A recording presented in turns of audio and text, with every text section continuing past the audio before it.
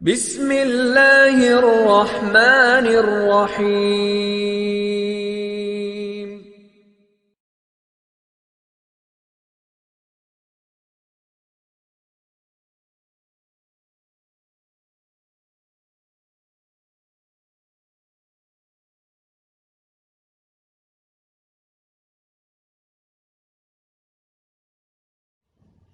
بسم اللہ الرحمن الرحیم۔ شعبان المعظم کے روزے۔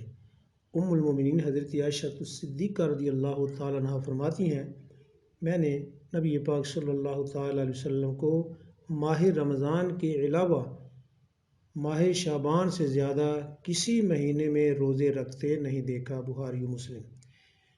دوسری روایت میں آپ فرماتی ہیں کہ نبی کریم صلی اللہ تعالیٰ علیہ وسلم چند دن چھوڑ کر پورے ماہ شعبان المعظم کے روزے رکھتے تھے۔ بخاری و مسلم۔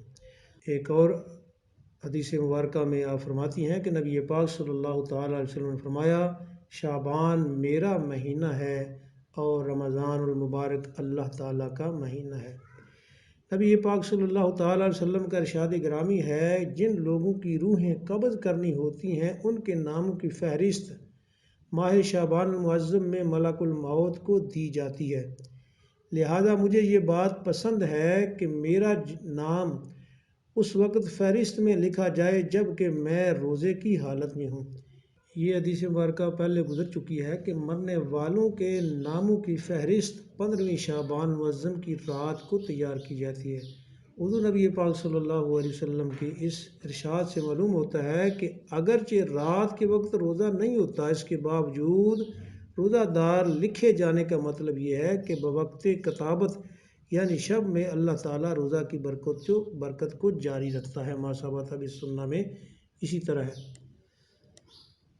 حضرت مولانا محمد امجد علی اعظمی رحمۃ اللہ علیہ فرماتے ہیں کہ جن دو شخصوں میں دنیاوی عداوت ہو تو اس رات یعنی شب برات کے آنے سے قبل انہیں چاہیے کہ ایک دوسرے سے خطا معاف کروا لیں تاکہ مغفرت خداوندی انہیں بھی حاصل ہو۔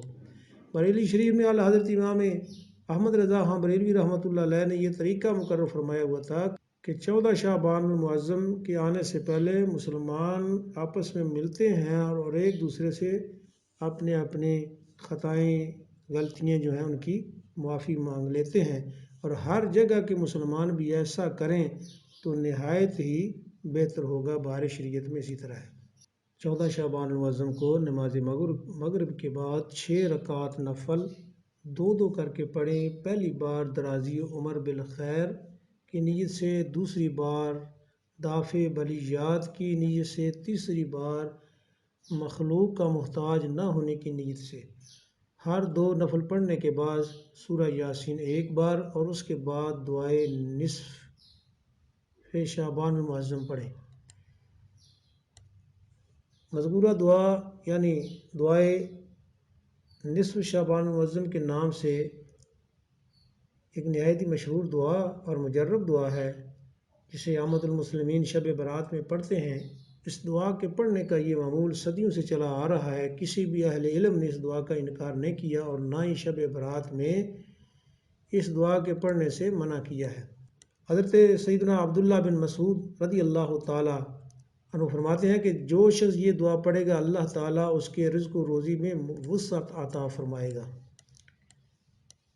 وہ دعا یہ ہے، اللہم یا ذا المن ولا یمن علیہ یا ذا الجلال والاکرام یا ذا الطول والانعام لا الہ الا انت ظہر اللاجین وجار المستجیرین وامان الخائفین اللہم ان کنت کتبتنی عندک فی الکتاب شقیا او محروما او مطرودا او مقترا علی فی الرزق فامحو اللہم بفضلک شقاوتی وحرمانی وطردی واقتطار رزقی وأثبتنی عندک فی الکتاب سعیدا مرزوقا موفقا للخیرات فإنک قلت وقولک الحق فی کتابک المنزل علی لسان نبیک المرسل یمحو اللہ ما یشاء ویثبت وعنده الكتاب الہی بالتجلی الأعظم في ليلة النصف من شهر شعبان المكرم التي يفرق فيها كل أمر حكيم ويبرم أن تكشف عنا من البلاء والبلواء ما نعلم وما لا نعلم وأنت به أعلم إنك أنت الأعز الأكرم وصلى الله تعالى على خير خلقه سيدنا ومولانا محمد وعلى آله وأصحابه أجمعين والحمد لله رب العالمين.